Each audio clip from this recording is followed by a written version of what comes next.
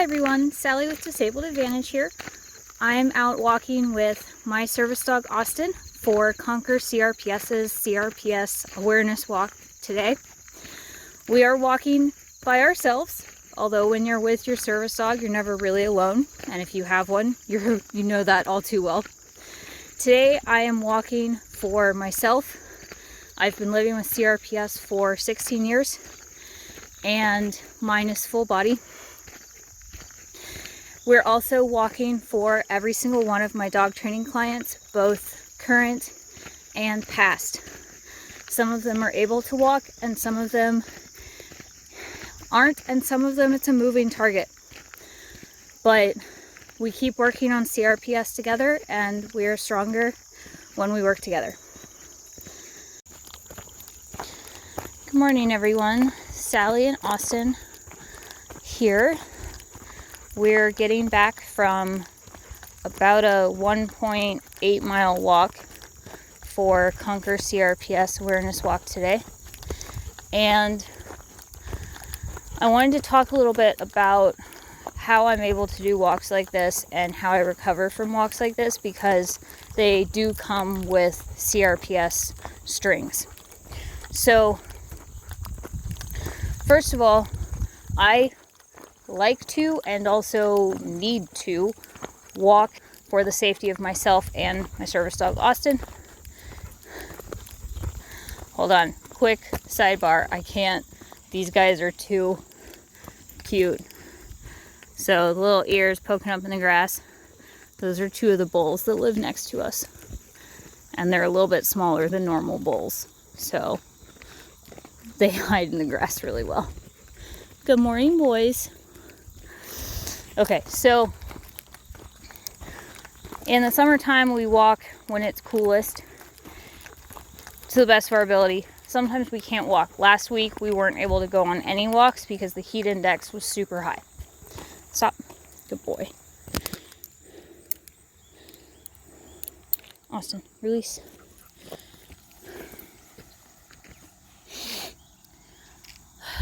In the winter time we usually walk more when it's the warmest part of the day, because warm is about 32 degrees. But the way I prepare for walks in the morning is, first of all, my pain is worse in the morning and in the evening. How do I go on walks? Mental discipline, frankly. I started learning how to make myself take my service dog on walks 10 years ago with my first service dog. Yeah, that's clumps of you. You're ridiculous for grooming. And it stuck. You practice anything for 10 years and it becomes habit. So one of the ways that I found that helps me prepare for a walk is I try not to overthink it in the morning. I just get up, evaluate the temperature, do a very quick body scan of myself. Is anything screaming? Do I think I can walk through it? Because I have taught myself how to walk through certain flares.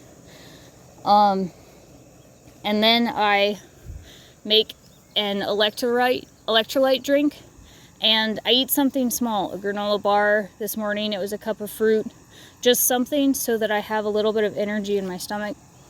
And then we go. And the really cool thing about Austin is that if I've misjudged and I actually shouldn't be on a walk, he'll tell me and make me go home. But a lot of times, like today, if he keeps going and carries out in front of me when he's off leash, I know we're good to keep going.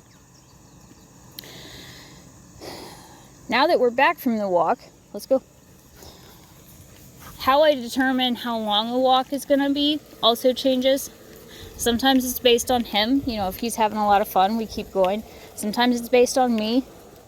If I'm really sucked up in the moment. Hi, guys. If I'm really sucked up in the moment and enjoying nature like I was today, I mean, it's gorgeous outside today, then we tend to walk a little bit further as well.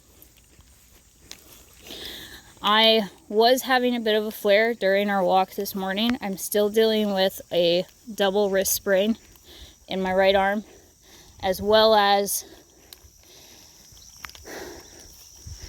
my right leg was having tremors last night and just didn't feel quite stable this morning. So I put my knee brace on and I can feel my arch trying to kind of cramp and spasm up. Austin, sit. Good boy. So that tells me that I might need to wear my leg splint later, but I'm okay with that because we were able to go for a walk. We were able to practice moving those muscles and practice that mental discipline for myself.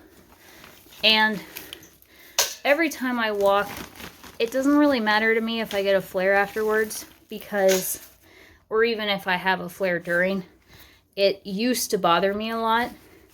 And then I changed how I look at them from something horrible to, well, okay, maybe today wasn't the day to walk this distance, or, you know, it's okay that it hurts while I'm walking because I'm just teaching my brain that it is capable of doing this while I'm flaring. And I know I'm going to be okay afterwards. Austin, out.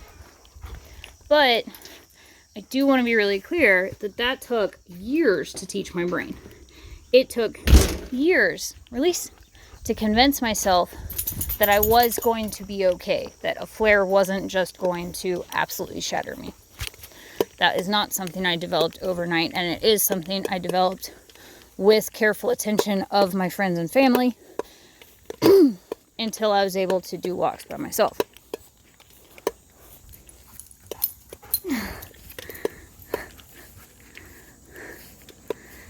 And good morning, guys. Are you hungry? Yeah, I bet. Yeah. Quick pause to feed Thumper and Harley here. Hope the lid doesn't fall on me. Hey guys, how's it going? You're super cute. It's hard to pour your food one-handed. There you go.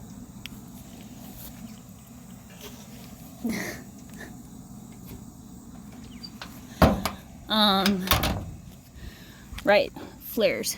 So there are some where I realize pretty fast I shouldn't have gone for a walk, sometimes before the dog realizes. And then a lot of times I get so wrapped up in the walk that I don't feel one until I get back. Or what happens often in the winter is that I'm cold enough that I don't really feel the flare.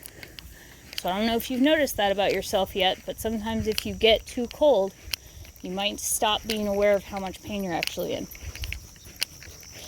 So whenever we come back from a walk like today, you look at Austin's tongue. Austin. I swear, every time I need a photo of this dog's tongue, he stops panting. So you can look at Austin's tongue. It's warm out here, but it's not beastly hot. Austin, open. Thank you. I trained that for me, but I swear sometimes he thinks that it's for him. Close. Good boy. So today was kind of an interesting walk. It felt amazing outside because it was really cool outside and didn't feel just overwhelmingly, stifling hot. But it was still really humid. And so I am sweating. And for me, with my CRPS, release, sweating plus feeling cool translates to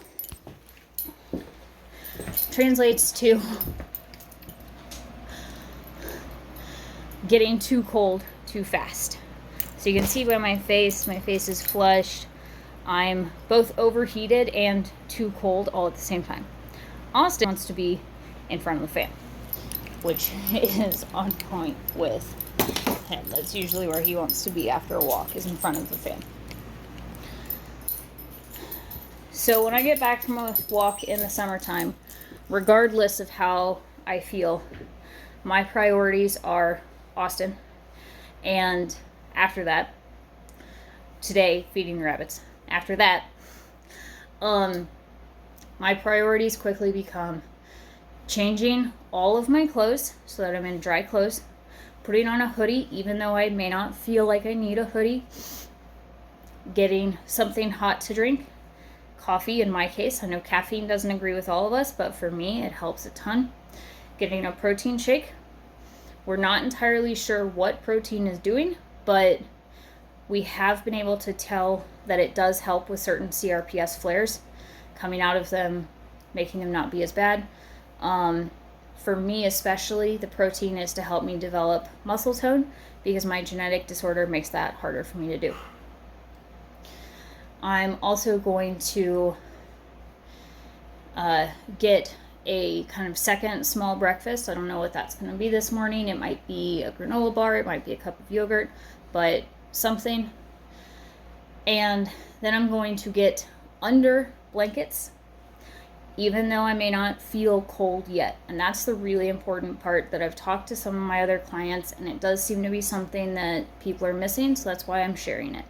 We have found that if I come back from a walk, or if you get hot flares, whatever it is, when I come back from being outside in heat, I do whatever I can to keep myself warm before I start to feel cold.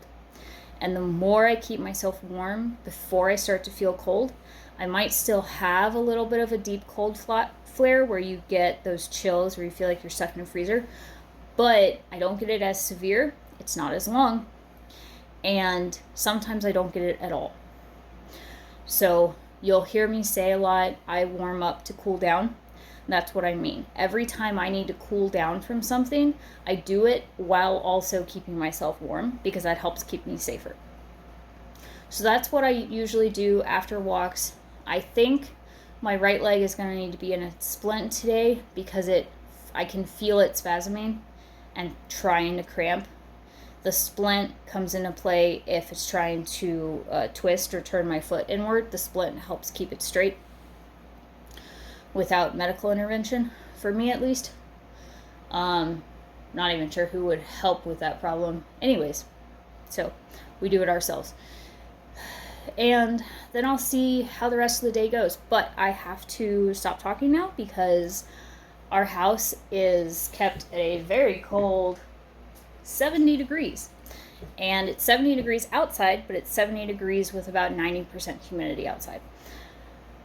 So I need to change my clothes, get my protein shake, get my coffee, and get under a bunch of blankets to help keep myself safe with CRPS. I hope some of these tips helped you. If you have questions about any of them, you can leave a comment for me,